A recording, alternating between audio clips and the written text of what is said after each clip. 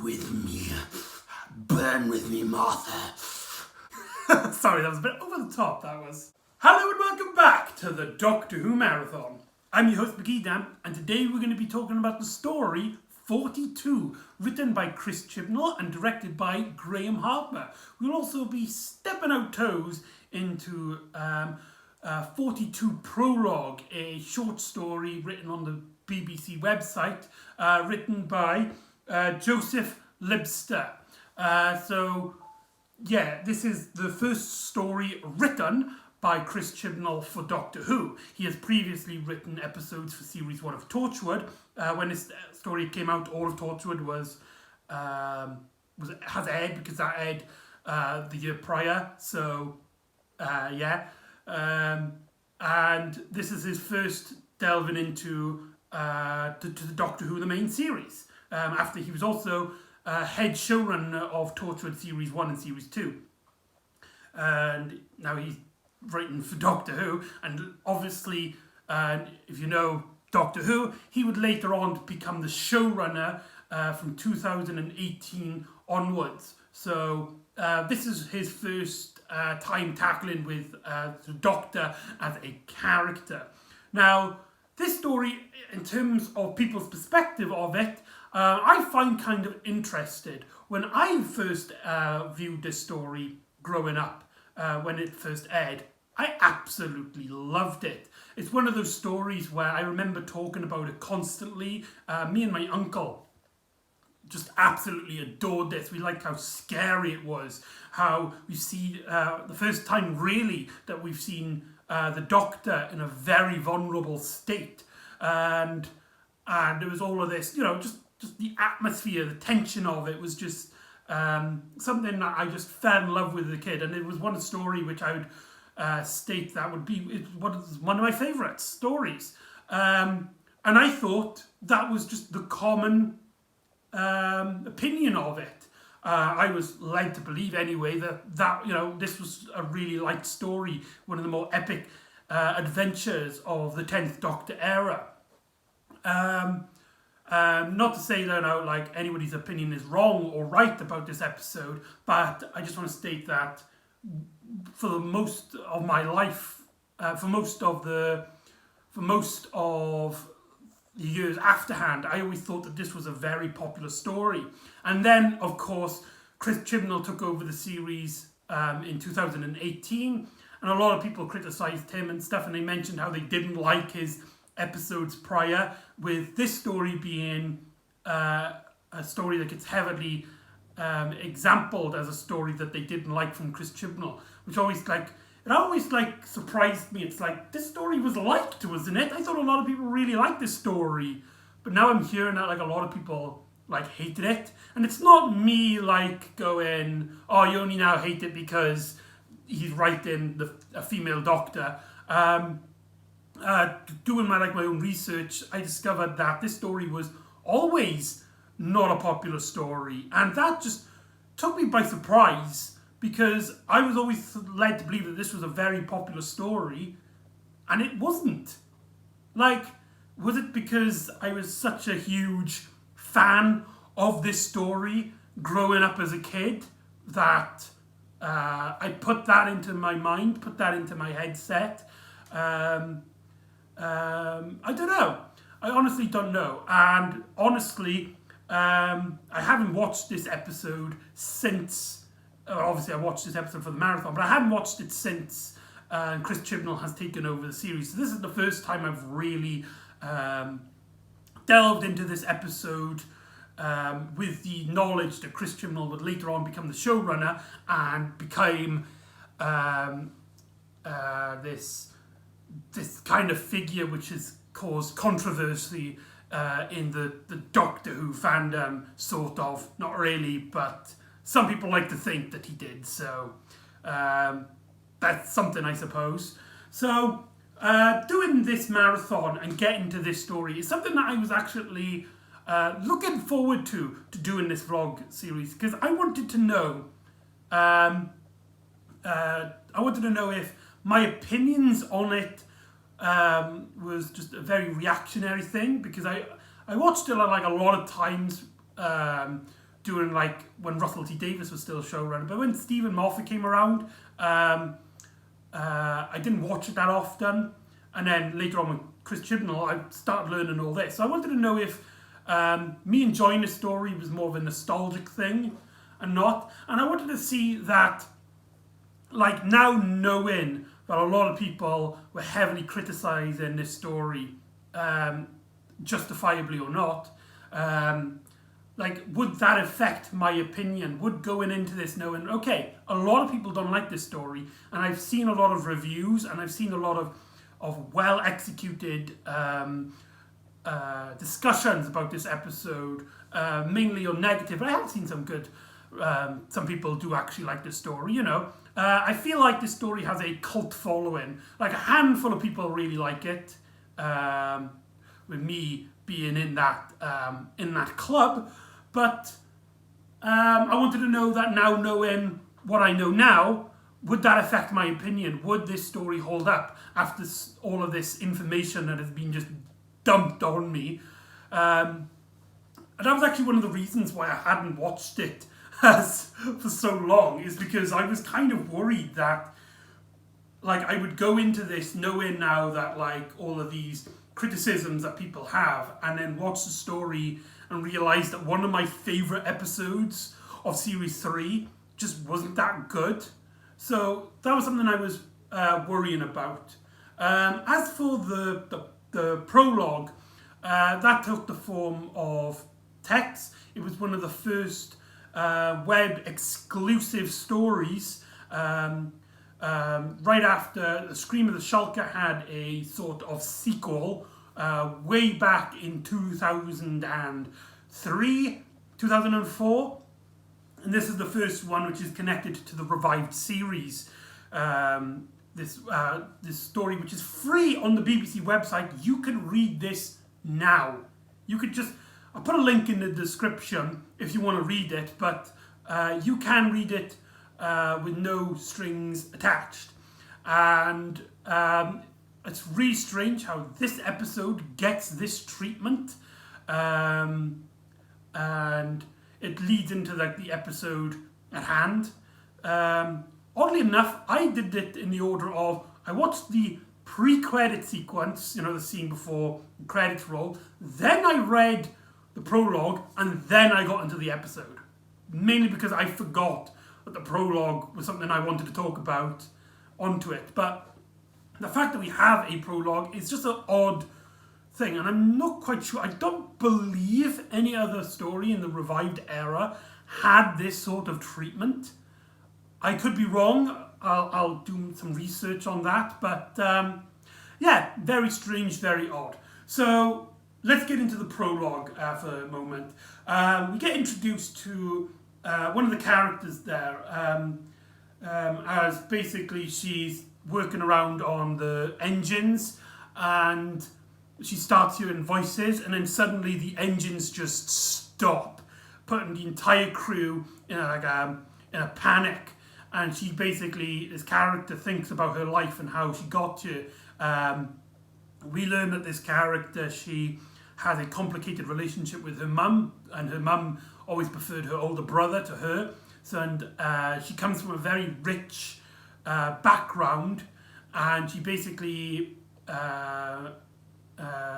tried running away. She became a waiter. She befriended this individual who was working on this cargo ship, the Petellion, and she basically signed up to be part of the crew, and the crew hadn't treated her fairly, as they basically learned about her upbringing, and they kind of have this thing against the higher class, the upper class. They are like the mid class or the low class, and they kind of have like this attitude towards her, with most of the crew simply ignoring her, feeling out she's just sort of there, with one or two seem to be actively against her, and with the captain seem to be the only real one who treats her like everyone else, and by that I mean she ignores everyone basically, from her point of view. And she's thinking about this whilst this this tragedy of happening of the engines, and she kind of feels guilty. She's kind of like, right, I need to do something. I need to prove myself to this crew that I'm not just some rich bird wanting adventure. I've actually come here to start this family and be part of this very small community. And so she disobeys her captain's orders by trying to run into the engine room to try and figure out what's going on, whilst the doors automatically start. I say automatically, somebody has set off a system which blocks the doors, and so she goes running off to the engines and discovers the captain and a few of the crewmates have found two strangers, a man and a woman. A man named the Doctor and a woman named Martha Jones, which then is actually like halfway through the pre-credit sequence of the episode. So in that sense, it kind of takes place simultaneously through the opening credits. Yeah, so there's that. The prologue it's alright. It helps establish the characters a little bit more about their, at least this one character's personality a bit more, who doesn't really get anything to do in the episode. That's something that we're going to need to talk about. And we get the flavour of how this cargo ship was built up, how this cargo ship was formed. We also start setting up the premise of the ship has lost its energy, its engines, and is slowly starting to crash into the sun. When the story catches up with the episode at hand, we got the 42 minutes left, which is your average length of a classic, not a classic, it's your average length of an average Doctor Who episode in the revived series. And that was kind of the gimmick of this story of 42. We're going to be talking about now the main series. The prologue is just sort of, it's nice. If you want to read it. It's free, but it doesn't really, like, you can live without it. But anyway, the gimmick here is that, there's 42 minutes and of an episode, and the story has 42 minutes to conclude, to really need to rescue everybody, to save everybody. And the gimmick does not work here, in my opinion. And this is one of the things that a lot of people have criticised. This is one thing I think I loved when I first watched it, that tension, the fact, that there's this clock that is winding down, and our crew members only got a certain amount of time, a very limited amount of time to save the day. It also means that this story is technically running like it doesn't cut anything. The story goes at the same pace the episode is going, if that makes sense. What's the word? It follows the adventure. It doesn't cut or splinter into different bits and stuff. But as most people have pointed out, the clock is very inconsistent, and it really struggles to keep that dynamic going when you realise, wait, a minute ago you said that we had 5 extra minutes, and now you're saying it's this minute. Hold on, you said 5 minutes ago that we had 2 minutes left. We go back, we now have 1 minute and 50 seconds. Only 10 seconds have passed since that 2-minute gap. That's time. That's time issue. It's also something which a lot of people have noticed in his showrunner episodes of Doctor Who, that Chris Chibnall loves his ticking clock. He always has his stories end with a ticking clock aesthetic. Something which I don't actually have an issue with. It cocould be, his style, his something that he, his aesthetic, shall we say. He might overdo it, but he hasn't had that many stories in Doctor Who. I think it becomes irritating, in my opinion. And I think like if the concept was done well, it could have been done well here. So let's get on to the actual story at hand, because the Doctor and Martha arrive on this spaceship and it's crashing into the sun. When the Doctor and Martha land out, they're in this really hot chamber. They go out of the room to try and get some fresh air. Within these crew members, it's like, close the door, we're in a panic, we're in a rush. They close the door and that room starts heating up to the point where nobody can go in. The Doctor and Martha are basically trapped on this cargo ship heading to the sun, and it seems like somebody has been sabotaging it, because they go to the engines and find that somebody has destroyed one of the engines, and the Doctor comes up with a plan to get to the residual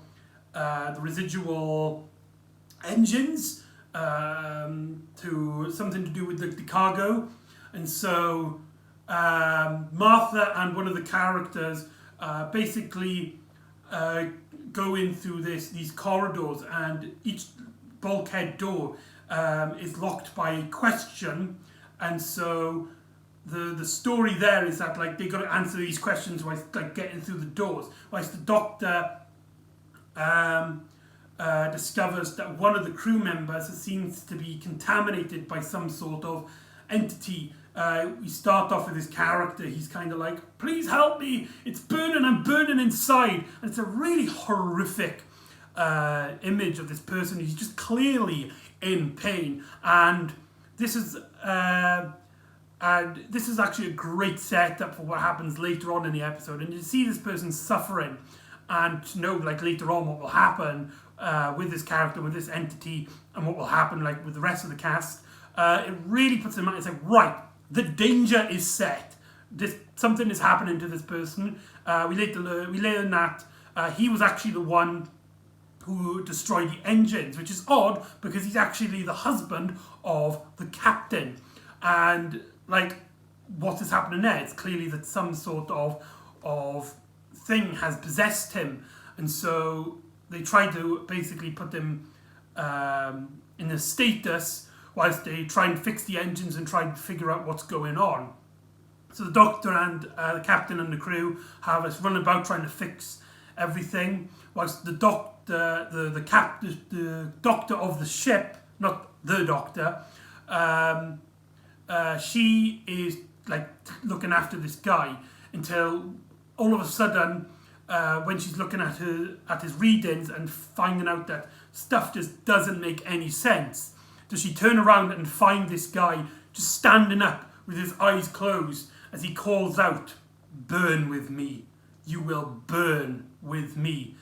And seemingly he opens his eyes, and we hear this massive scream, this screech, as the Doctor and the crew run back to the hospital room, shall we say, the medic room, and find that the person is gone, and that there is a silhouette of the person who has just been burnt.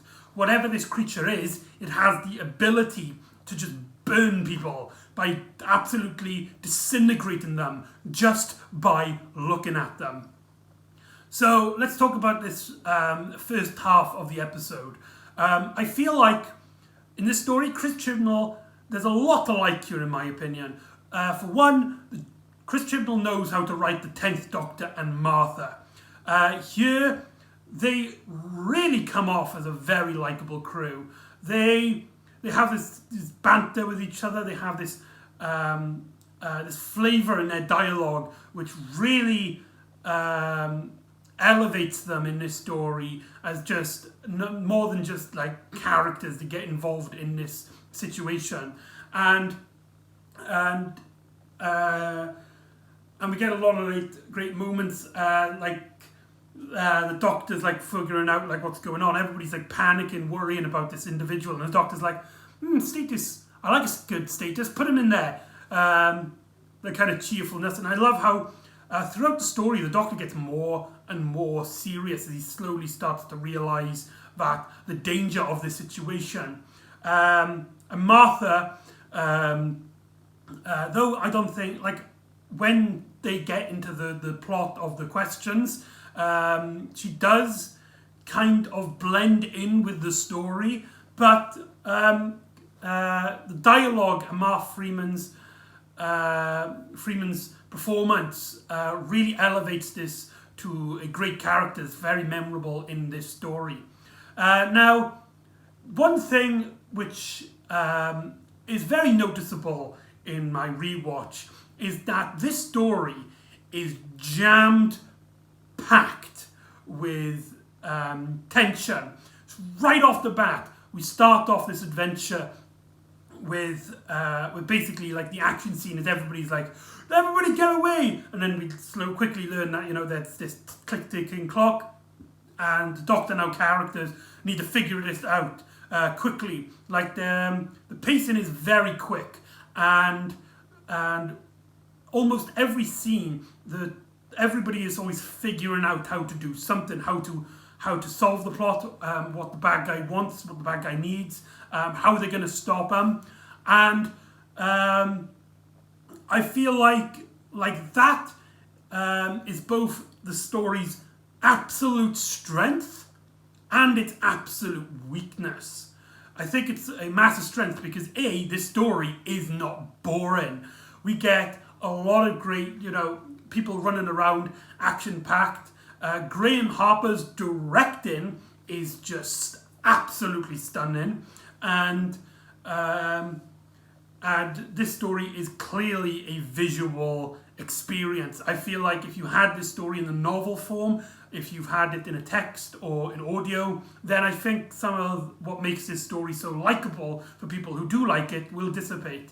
But here we get some really, really fantastic shots, whether they are some really great close-ups or some really great visual stunning, which we'll get onto when Martha gets trapped in the airlock.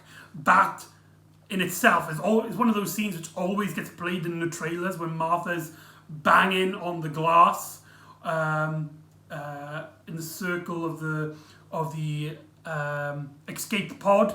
That is just so stunning, and kind of gets parodied in a later episode of Doctor Who, specifically Partners in Crime. So that's very interesting. And the story has this very muddy look to it. Like, the ship is always just full of gas. Everything seems to be old, with a lot of rust, a lot of metallic tubes. All these characters have like mud on their face, clearly working their asses off. And we constantly have this suspense with this story. And when the suspense is needed, this story is a 10 out of 10, especially with the Doctor and Martha's, each character beat they have is very well executed, and I think that's because we as an audience viewers have followed the Doctor and Martha through several episodes before getting here, and so because of that, they have a little bit more room to breathe, because we can have an episode and just them two constantly in the action, because we know those characters, we understand their situation, and we don't want to see any harm come to them, and so we gravitate towards them. Some of the one of those terrifying scenes also are very well handled here, with this creature that lives inside people, and the burn with me, and that music by Murray Gold. Oh my god, the music! This is one of the few episodes in which the soundtrack, All the Strange Creatures, gets played heavily throughout this story. Fun fact, it wasn't actually supposed to be in the Doctor Who stories. It was actually, that music was originally just meant for trailer music, but after hearing it, Russell T Davies liked it so much that he boosted that song and put it into the episodes and made it sort of the official action scene soundtrack, the action theme to Doctor Who. That is just so awesome. And when you have these scenes of like everything's building up. This character of this person who's just going around burning people for seemingly no reason as of yet. Just going around killing people, whilst you've got that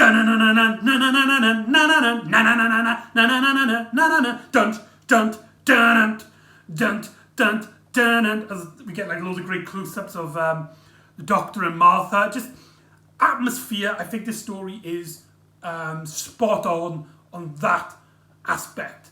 Now, I feel, like I said, the constant high stakes is, I think, this story's greatest strengths and its greatest weakness.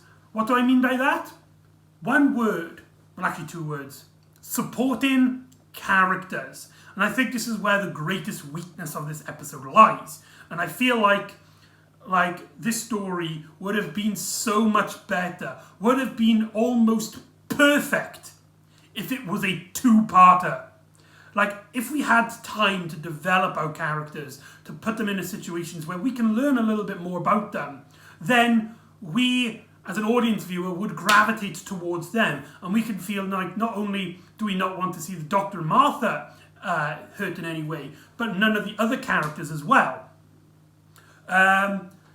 Because this constant tension, this constant stake, this constant high level and quick pacing means that we don't get a lot of character beats for our supporting characters, which is a shame because you can feel like the episode is trying. You can feel that Chris Chibnall is trying for the most part. Sure, we get some redcoats, the nurse, the doctor on the ship, she gets killed pretty easily with...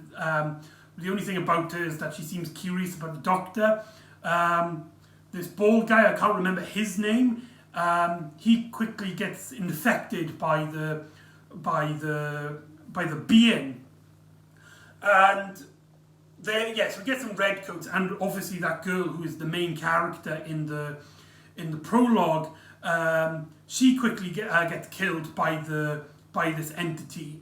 But there's sort of this relationship between Martha and one of the crew members, and the captain. You can feel like they're trying to get a character out there. The fact that the first victim, the first person infected, was her husband, and it's her husband that is doing all the killing, is affecting her, and she doesn't understand what's going on. She's trying to figure herself out, and she's kind of starting this like friendship with the Doctor slowly.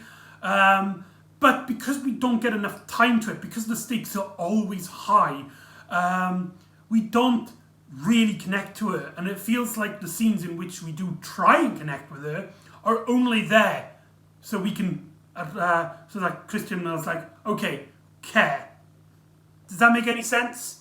I don't know if I'm explaining it very well, but basically the situation that we have doesn't lead a lot of interesting aspects for our side characters, which is a huge shame because this is a base under siege adventure. For those of you who don't know, a base under siege or a bus is a particular Doctor Who story formula in which we have the Doctor and companions arrive in a base or some sort of indoor location surrounded by a handful of crew members as they get picked off one by one as not only do we characters need to survive, but we need to figure out what's going on and how to stop the monster. Buses are a very popular story type in Doctor Who, and it's done phenomenally well during the second Doctor era, and even the 10th Doctor's had a few bus stories. And I feel like this story both shows the strengths and the weaknesses of a bus story, because this should be a story in which we get to relate to those characters, and in some ways we do, but not enough. It feels like, apart from the Doctor and Martha, all the other characters could have easily been red shirts. If all of the crew members died, as an audience viewer, do we care? I don't know. So Martha and this crew member, they're asking all these questions. There's a great moment where Martha has to phone up her mum because one of the questions is how many, who had the biggest hits, Elvis or the Beatles?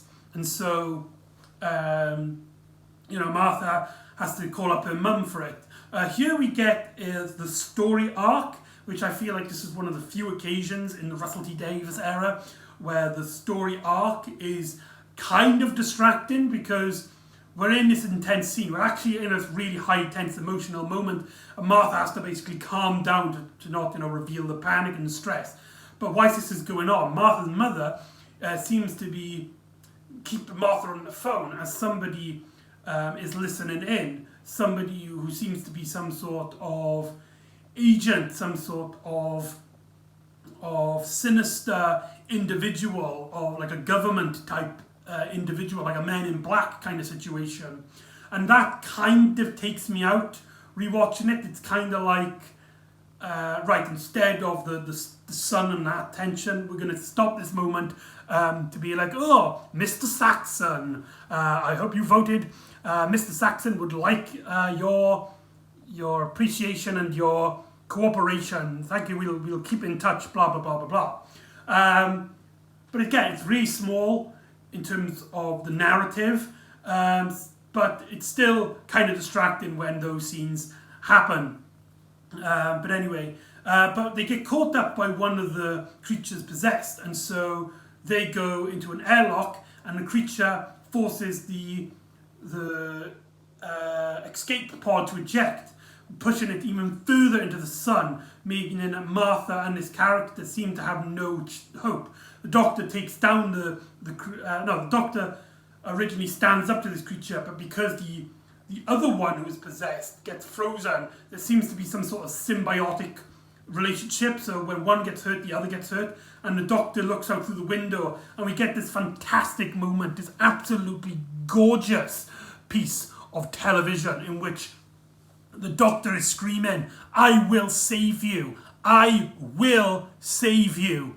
But Martha can't hear, and she's just looking through the glass as the Doctor's slowly getting further and further away. You just see his face going,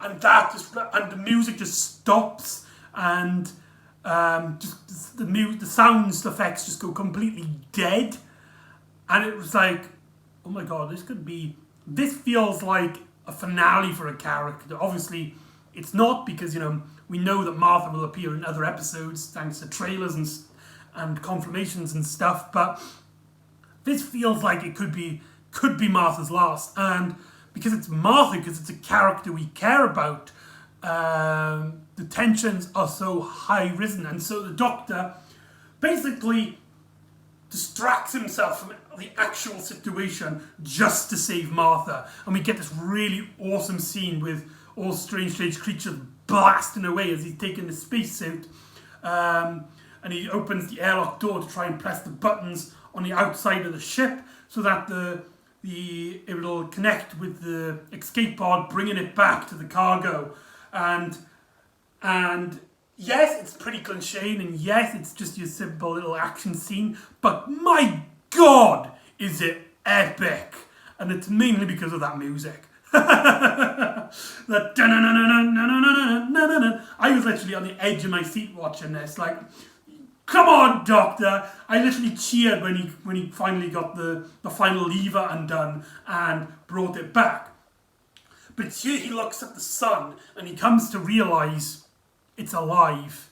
And so Martha and the crew members all basically meet up around the Doctor. But the Doctor doesn't seem to be himself. He seems to be crawling on the floor in pain as his eyes open, and we get this burning light coming out of his eyes. It has turned out he is infected, and he basically reveals that this sentient sun, is alive, and that when the cargo ship needed to refuel, they took the energy from the sun, but turns out that was actually the heart of this magnomous entity, and basically it's in screaming, it's in pain. So please, Martha, please try and rescue me. Basically, Martha is now the one who needs to rescue everybody. And I love it. We quickly go from the Doctor saving Martha which is, a cliche, the doctor needs to save his companion. And then as soon as the tables turn and Martha is safe, she's now got to save the doctor. And that is like the final action pieces, Martha's got to run towards the other engine and convince the other crew members to debunk. But before that, she takes him to the medic bay and tries to freeze him so that she can buy herself some time to get there. But the other entities knowing what's happening and feeling like because we kind of get the sense that this will hurt the sun creature, because we've seen earlier on that if one gets hurt or frozen, the others get hurt. And so they break down the system and stop it. And the doctor, this is a scene in which it is always stuck out in my memory and is one of the reasons why this episode, in my opinion, is so memorable. We see the doctor kind of breaking down. He's absolutely terrified. He's petrified. He even mentions it. And when Martha's like, "Are you ready to be frozen?" The doctor just screams, "No." Even though it's like his idea, his plan. He can't do this. He needs Martha to kind of push him to go into hibernation. And it's just such a horrifying scene to see our main character, a character that we've never seen him in a situation like this, almost breaking down to tears in this situation. It's the first time that we've ever seen something like this happen to the doctor, where he's in so much pain, so much misery. There's no bargaining, there's no reasoning. At the moment, the doctor can't talk himself out of this. He's just got to endure and hope that Martha can save the day before it's too late. And the system breaks down and the doctor realizes, like, right, this thing, it's going to take over me. It will take over me. And when it does that, it will kill everybody on board. And so Martha runs off and the communication system opens and you hear the doctor's voice and you're like, "Oh my God, the doctor's now safe. He's free." And the doctor's like, "Martha, run! I'm going to kill everyone. Burn with me, Martha Jones." And to hear him possessed like that is so horrifying. And so Martha runs up to the other crew members who are at this engine source. The captain actually tricks one of the sun creatures, the one who's possessed, and her husband, to go into an airlock, where then she kills basically the both of them, throwing them to the centre of the sun. Whilst Martha saves everybody else by telling the other crew to dunk the excess fuel from the sun, releasing it back into the sentient sun's atmosphere, to which then it leaves the doctor's body and the day is saved. Now, Martha seems to be having a sort of relationship with one of the crew members, and the story actually ends with, just before going into the TARDIS, Martha giving that character a snog. In the TARDIS, Martha starts bumbling around. She seems all happy. It's like, "Hooray, we've saved the day." And she looks at the doctor, and the doctor's just in silent, standing there. Like, this event has clearly affected him on some way, shape or form. We've never seen a doctor so weak in the series so far, like including classic series. We've never seen him in such a vulnerable position, and we can clearly see it's affected him.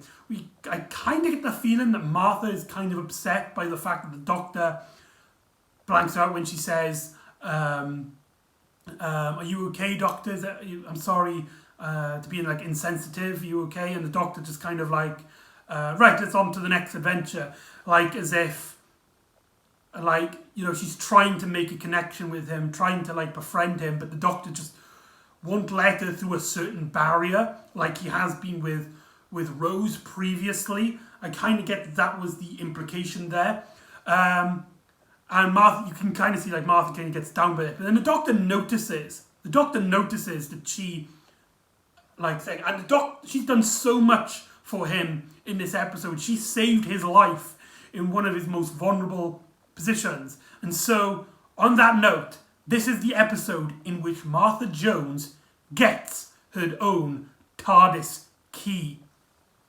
Long travelling privileges, as the Doctor states, and that is kind of her reward for saving the Doctor. She has access now to the TARDIS when the Doctor is off and about. She has a TARDIS key, which is treated as a very big moment. Pardon me. That was very embarrassing. And so that's how our story ends. So there you go. That's 42 and the 42 prologue. Now, this was an episode I was really looking forward to in this vlog because I was more like an experiment. Because I wanted to see how my opinions have changed. I wanted to see if, knowing now that this episode isn't very popular, would that change my opinion? Or would I be one of those people who like this episode, like the small cult of people who like this episode?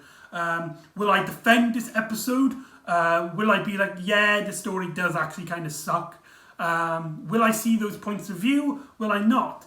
And so yeah, this I think was a probably one of the most interesting Doctor Who episodes that I've tackled in the revived series so far in terms of my opinions and me watching this, because I was curious on all of these topics and points.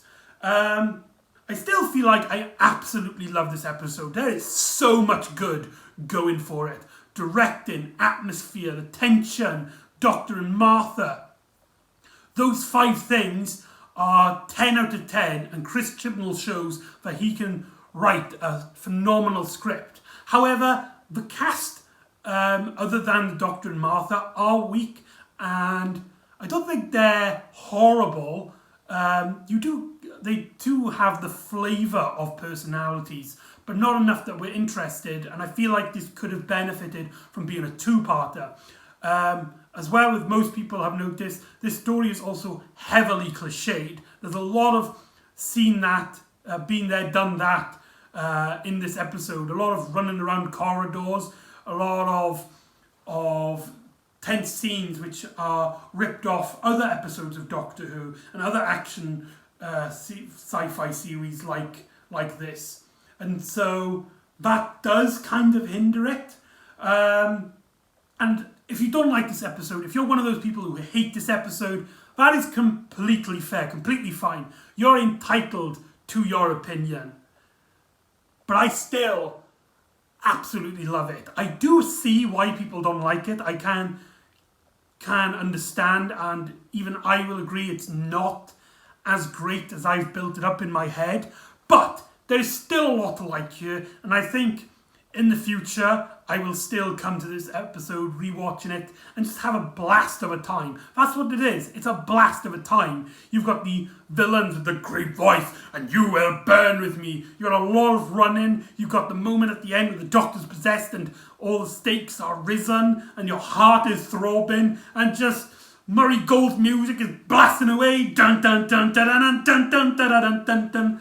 Sorry, I got really into that. So yeah, I feel like this episode is a hit. It's a hit with me anyway. But there you go. That's my opinion on it. So join me next time where we will go back to Torchwood as this person is investigating his own death, whilst the other crew members of Torchwood have no idea who he is.